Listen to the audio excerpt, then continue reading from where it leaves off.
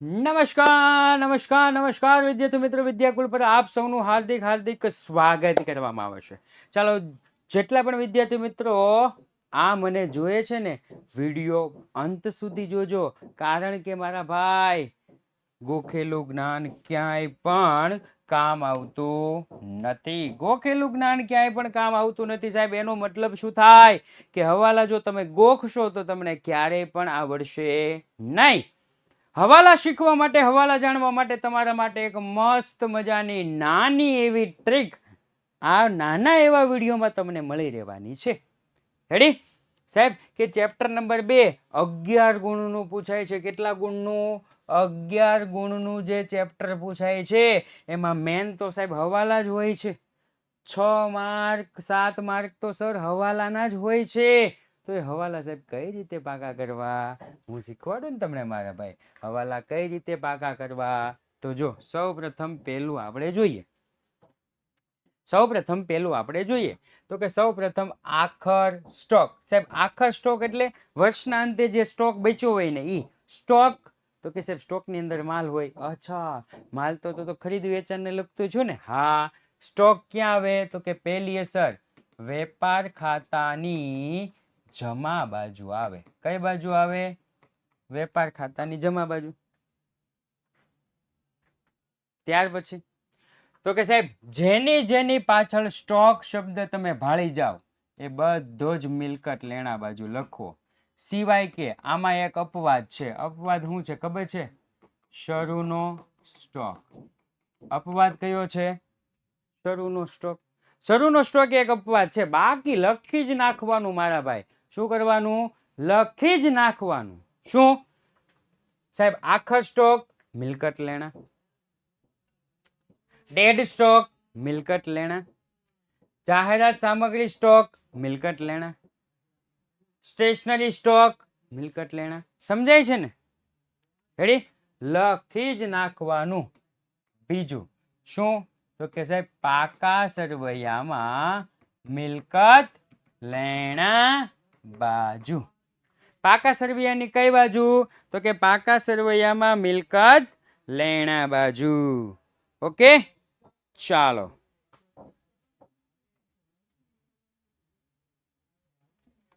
એના પછી તો કે ભાઈ એના પછી જો આપણને એવું કીધું છે હો. હવે શું કીધું તો કે જો અગાઉથી ચૂકવેલ ખર્ચ.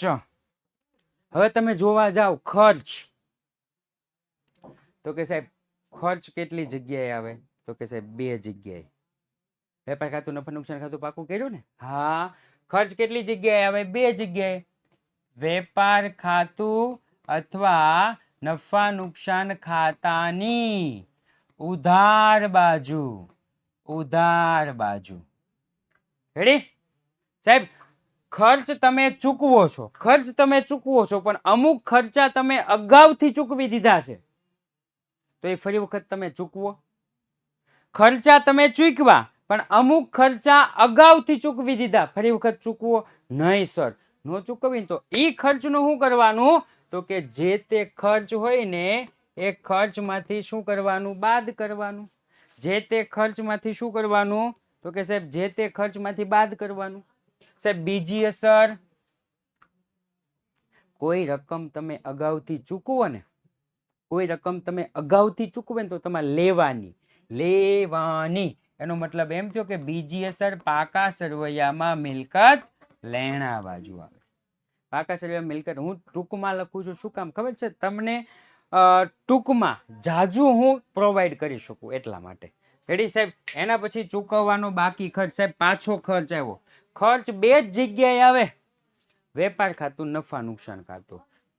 કાં તો વેપાર ખાતું કાં તો નફા નુકસાન ખાતાની ઉધાર બાજુ. રેડી? ખર્ચ સાહેબ ખર્ચ તો ઓલરેડી ચૂકવવાનો જ છે. એક ખર્ચ તો ઓલરેડી ચૂકવવાનો છે, બીજો ચૂકવવાનો બાકી. હજી બીજો ચૂકવવાનો બાકી. ઓહો સાહેબ, એક ખર્ચ ચૂકવવાનો, બીજો ચૂકવવાનો બાકી. તો આ બે ભેગા થઈ ગયા. અચ્છા, ખર્ચમાં ઉમેરો. રેડી? અને ચૂકવવાનો બાકી એટલે આપણે આપણી ભાષામાં કેવું હોય શું કહેવાનું ખબર છે? ચૂકવવાનો બાકી એટલે દેવાનો બાકી. શું કહેવાનું? દેવાનો બાકી, એટલે કે મૂડી દેવા બાજુ. પાકા સરવૈયામાં મૂડી દેવા બાજુ. પાકા સરવૈયામાં કઈ બાજુ? મૂડી દેવા બાજુ. ચલો એના પછી સાહેબ અગાઉથી મળેલ આવક. સાહેબ આવક એક જ જગ્યાએ આવે. 4 ખાતાને એક પત્રક તમે કરો ને આવક તમને એક જ જગ્યાએ જોવા મળે. મનમાં બોલજો, મનમાં બોલો, મનમાં બોલો. ક્યાં? તો કે સાહેબ નફા નુકસાન ખાતાની જમા બાજુ. રેડી ને? ઓકે. આવક છે અગાઉથી મળી ગઈ છે. માને છે ને 10 લાખ રૂપિયા મળવાના હતા. કેટલા? 10 લાખ રૂપિયા મળવાના હતા, પણ 3 લાખ તો અગાઉથી મળી ગયા છે. હવે કેટલા મળશે? 7 લાખ જ મળશે. હે? હા, અગાઉથી મળી ગયા છે તો એટલા તો ઓછા જ કરવા પડશે. હા, તો કે સાહેબ આવકમાંથી શું થાય? આવકમાંથી બાદ થાય. આવકમાંથી શું થાય? બાદ થાય. ત્યાર પછી તો કે સાહેબ અગાઉથી મળેલ, મને કોઈ રકમ અગાઉથી મળી ગઈ હોય તો એ મારે શું કરવી પડે? દેવી પડે. અગાઉથી મળી જાય તો શું કરવું પડે? દેવી પડે. સાહેબ મૂડી દેવા બાજુ. બીજી અસર, પાકા સરવૈયામાં મૂડી દેવા બાજુ.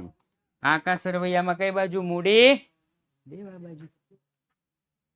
ચાલો મારા ભાઈ, સાહેબ ઇન ડિટેલ તમારે ભણવું હોય ને, સાહેબ ઇન ડિટેલ તમારે ભણવું હોય ને, મસ્ત મજાનું ભણવું હોય ને, રમતા રમતા ભણવું હોય ને, સારા માર્ક લાવવા હોય, ટોપર બનવું હોય, મારા ભાઈ લાઈવ લેક્ચરમાં જોડાઈ જાઓ. ક્યાં? વિદ્યાકુળમાં. સાહેબ એ જ લાઈવ લેક્ચર પછી જ એનો રેકોર્ડિંગ લેક્ચર આવે છે. પહેલા તો આવતો જ નથી. સાહેબ ડાઉટ સોલ્વ થઈ જાય, લેક્ચર નોટ્સ મળે, ફ્રી એમસીક્યુ ટેસ્ટ મળે, અને કોના દ્વારા? કઈ કેવું પડે એમ જ નથી. હે? 99 2 44 45 400. ચાલો આગળ જોઈએ. ઓકે હાલો, બીજા પારિભાષિક શબ્દ. હો, મજા આવશે, મજા આવે છે. આવક. સાહેબ આવક એક જ જગ્યાએ આવે. નફા નુકસાન ખાતાની જમા બાજુ. નફા નુકસાન ખાતાની જમા બાજુ. રેડી? ઓકે સાહેબ આવક તો મને મળતી હોય, આવક તો મળે જ ને. તમે એમ કહો કે આવક તો મળે. ઓકે, મળવાની બાકી. ઓલરેડી મને 10 લાખ તો મળવાના જ હતા. ઓહો, બીજા 3 લાખ મળવાના બાકી છે. 10 લાખ બીજા 3 લાખ. ઓહો, આ બેનું પ્લસ થયું. અરે વાહ! આવકમાં શું થાય? આવકમાં ઉમેરો. આવકમાં સાહેબ ઉમેરો થાય.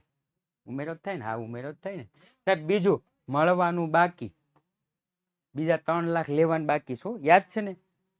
બીજા 3 લાખ લેવાના બાકી છે. લેવાના બાકી. અચ્છા, લેવાના. પાકા સરવૈયામાં મિલકત લેણા બાજુ. પાકા સરવૈયામાં મિલકત લેણા બાજુ. ચાલો એના પછી તો કે એના પછી મારા ભાઈ મિલકત પર ઘસારો અને પટે રાખેલ મિલકત કે અદ્રશ્ય મિલકતની માંડવાળ. માંડવાળ એટલે એક પ્રકારનો ઘસારો થાય. માંડવાળ એટલે એક પ્રકારનો શું થાય? ઘસારો. રેડી ને? જો દ્રશ્ય મિલકત હોય ને, દ્રશ્ય મિલકત, એમાં ઘસારો લાગુ પડે. અદ્રશ્ય મિલકત કે પટ્ટાની મિલકત હોય ને, એમાં માંડવાળ લખવું પડે. રેડી? એમાં શું લખવું પડે? માંડવાળ લખવું પડે. રેડી ને? ઓલું ઓલું કેમ ભગવાનના અવતાર થયા હોય કે સતયુગ ને ત્રેતાયુગ, કૃષ્ણ અને રામ બે એક જ છે, પણ યુગ પ્રમાણેના નામ લેવાય. બસ આમ એમ જ છે. દ્રશ્ય મિલકતમાં ઘસારો, અદ્રશ્ય મિલકતની માંડવાળ. સાહેબ ઘસારો અને માંડવાળ બે ધંધાનું નુકસાન કહેવાય ને, એક જ જગ્યાએ આવે. નફા નુકસાન ખાતાની કઈ બાજુ? ઉધાર બાજુ. નફા નુકસાન ખાતાની ઉધાર. બીજું સાહેબ ઘસારો હોય કે માંડવાળ હોય, મિલકતની કિંમત ઘટે ને ઘટે જ. સાહેબ મિલકતની કિંમત ઘટે ને ઘટે જ.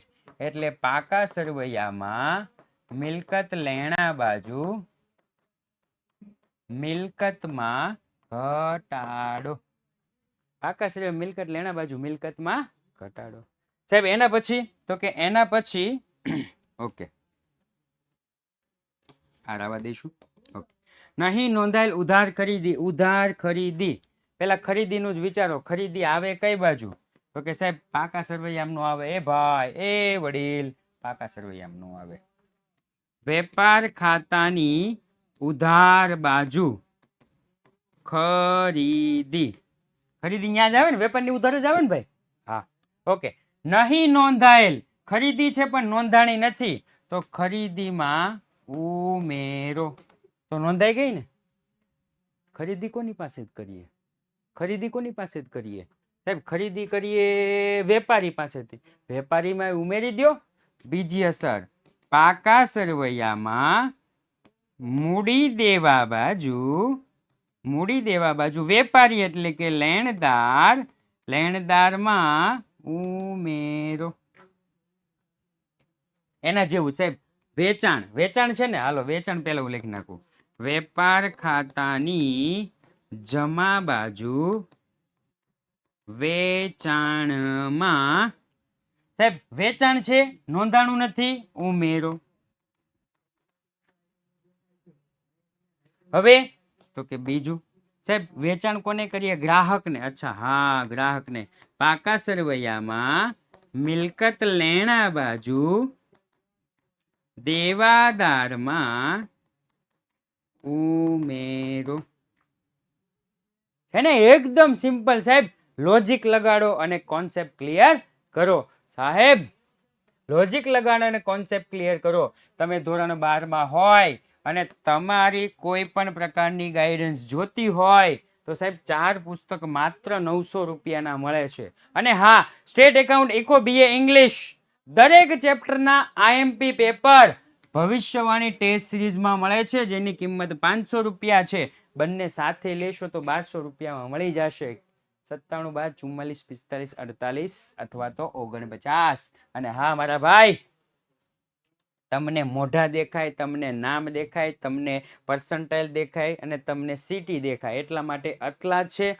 પણ આની કરતાં પણ વધારે ઘણા બધા બાળકો ટોપર્સ કરી ચૂક્યા છે. તો આ ક્લાસમાં માત્ર એટલું જ. ફરી વખત મળશું એક નવા ક્લાસ સાથે. ત્યાં સુધી જય હિન્દ, જય ભારત.